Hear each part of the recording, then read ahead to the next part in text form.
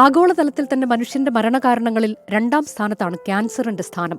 പ്രതിവർഷം 1 കോടി പേർ ക്യാൻസർ മൂലം ലോകത്ത് മരണമടയുന്നു. 2050ഓടെ 1.82 കോടിയായി ഇത് വർദ്ധിക്കുമെന്നാണ് കണക്ക്. ഓരോ ക്യാൻസർ രോഗിയുടെയും അവസ്ഥയും അനുഭവങ്ങളും വ്യത്യസ്തമാണ്. ഓരോ വ്യക്തിയുടെയും പ്രത്യേകതകൾ കണക്കിലെടുത്ത് ചികിത്സയും പരിചരണവും ഉറപ്പാക്കുക എന്നതാണ് 2026 ക്യാൻസർ ദിന പ്രമേയമായ യുണൈറ്റഡ് ബൈ യുണീക്ക് എന്നതുകൊണ്ട് അർത്ഥമാക്കുന്നത്. ക്യാൻസറിന്റെ ലക്ഷണങ്ങളെക്കുറിച്ചും പ്രതിരോധ മാർഗങ്ങളെക്കുറിച്ചും ജനങ്ങളെ ബോധവാന്മാരാക്കുക, ക്യാൻസറിനെക്കുറിച്ചുള്ള തെറ്റിദ്ധാരണകൾ ഒഴിവാക്കുക, എല്ലാവർക്കും മികച്ച ചികിത്സ ഉറപ്പാക്കാൻ സർക്കാരുകളെ പ്രേരിപ്പിക്കുക എന്നിവയാണ് ലോക ക്യാൻസർ ദിനാചരണം കൊണ്ട് ലക്ഷ്യമിടുന്നത്. ജീവിതശൈലിയിൽ വരുത്തുന്ന മാറ്റങ്ങളിലൂടെ ക്യാൻസർ സാധ്യത ഒരു പരിധിവരെ കുറയ്ക്കാൻ കഴിയും.